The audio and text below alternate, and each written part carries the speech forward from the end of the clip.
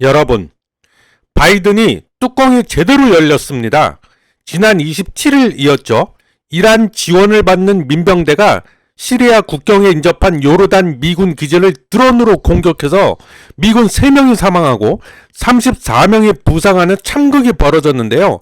구체적으로 보면 이라크와 시리아 국경 근처 루크반 난민 캠프에 인접한 타워 22 기지가 드론 공격을 당한 것입니다. 미국으로서는 자존심이 이빠이 데스네 상하는 개쪽을 당한 건데요. 친이란 성향의 무장단체 이슬람 레지스탕스는 우리가 한 짓이지롱 하면서 큰 소리를 치고 있는데요. 이번 드론 공격을 당한 타워 22 기지는 시리아, 이라크, 요르단 3개국의 국경이 만나는 중동의 요충지입니다.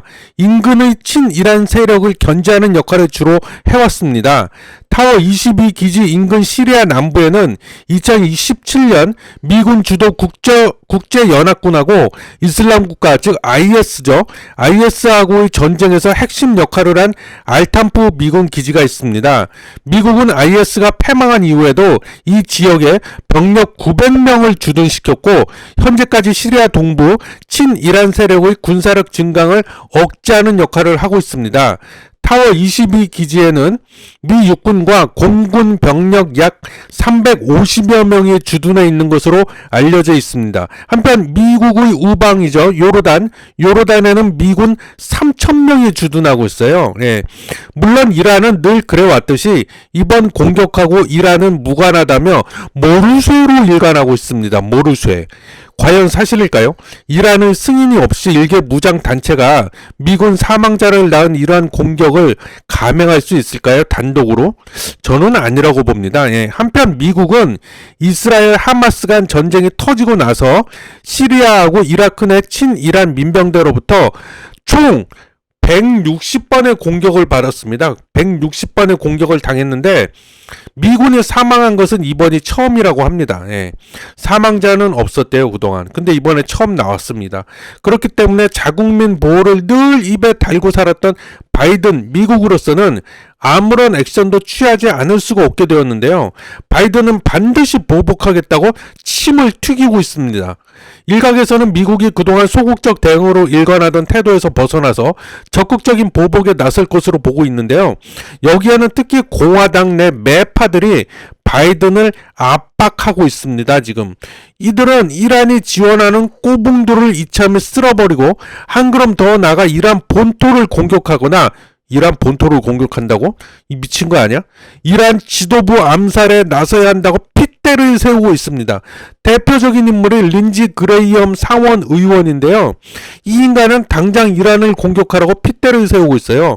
하지만 쫄보인 바이든이 받아들일지는 좀 더 지켜봐야 할 것입니다. 바이든 입장에서는 승질대로 하자면 핵전쟁이고 지랄이고 당장 이란을 쓸어버리고야 싶겠죠. 하지만 이번 미군 기지 공격이 이란이 시켜서 했다는 결정적 증거가 없기 때문에 이란을 잘못 공격했다가 역풍을 맞을 수도 있어요.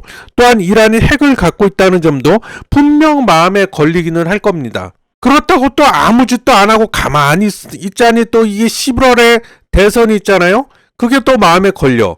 가뜩이나 트럼프에 지금 밀려갖고 저 터지고 있는데 아무 짓도 안 하면 또 트럼프 지지율만 더 올라갈 수 있기 때문이죠. 한편 트럼프는 어김없이 이번에도 또 입방정을 떨고 있어요.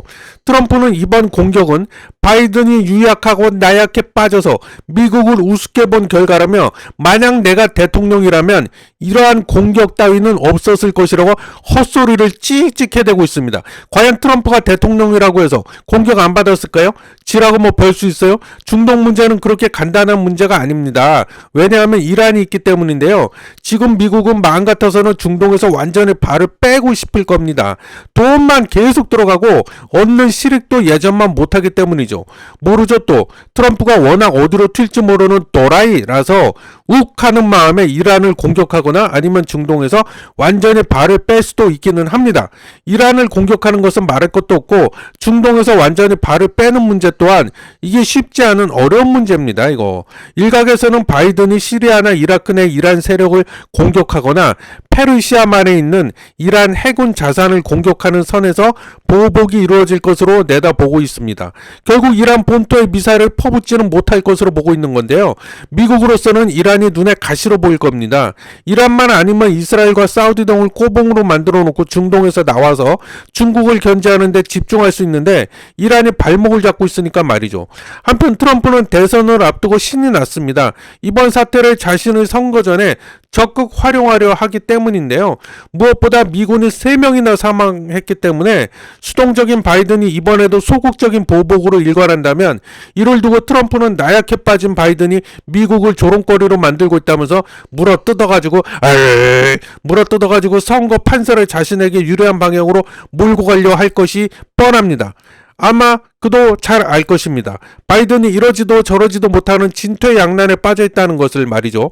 사실 자기가 대통령이라고 해도 뾰족한 수가 없다는 것을 지도 잘 알고 있을 겁니다. 트럼프는 소셜미디어에 자신이 대통령 시절 이런거에 핵 협상을 파기했는데 바이든이 정권 잡으면서 핵 협상 복원을 이유로 이란의 수십억 달러 삥도 다 뜯기고 이란이 이 돈으로 삥 뜯어낸 걸로 중동 전역에 유혈 사태를 지금 일으키고 있다가 핏대를 세우고 있어요, 트럼프가.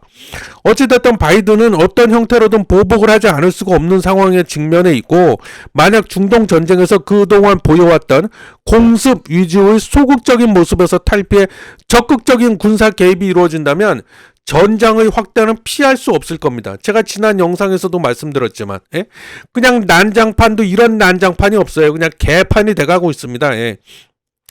적극적인 군사 개입이 이루어진다면 전장의 확대는 피할 수 없겠죠. 당연히.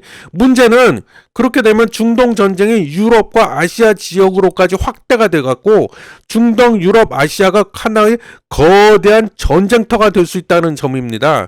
아니 이미 그렇게 되어가고 있어요. 북한은 생뚱맞게 여기서 북한이 나오죠. 북한은 또 이스라엘하고 싸우고 있는 이슬람 무장 세력들 뭐 이란이나 헤즈볼라 이런 데다가 무기를 신나게 팔아먹고 있대요 지금. 그리고 이란은 또 우크라이나하고 전쟁 중이죠. 러시아가. 이 러시아에다 이란제 드론 그 유명한 샤헤드 드론 요걸 또 열심히 팔아먹고 있습니다. 그래서 중동, 유럽, 아시아의 거대한 전장화는 전체주의 진영하고 자유주의 진영 간의 대결로 이어지고요. 이는 곧 자칫하다가는 3차 세계대전으로 이어질 수 있고 그 키를 쥐고 있는 것은 미국이라고 봅니다. 저는. 이게 이렇게 될지 안 될지 그 키는 미국이 쥐고 있다. 즉 미국이 얼마나 적극적으로 군사 개입을 하느냐가 관건이 될 것입니다. 지금 우크라이나 전쟁에는 군사 개입 안 하고 있죠. 그 이스라엘 하마스 간 전쟁에도 군사 개입 안 하고 있습니다. 근데 이번에 미군이 3명이나 죽었기 때문에 군사 개입을 할 수도 있습니다. 할 수도 있을 거예요. 바이든도 이를 잘 알고 있기 때문에 지금 무척 고민스러울 거예요. 대선도 지금 치러야 되는데 추후 미국이 어떻게 나올 것인지 귀추가 주목된다는 말씀 드리면서 이 시간 마치도록 하겠습니다. 감사합니다.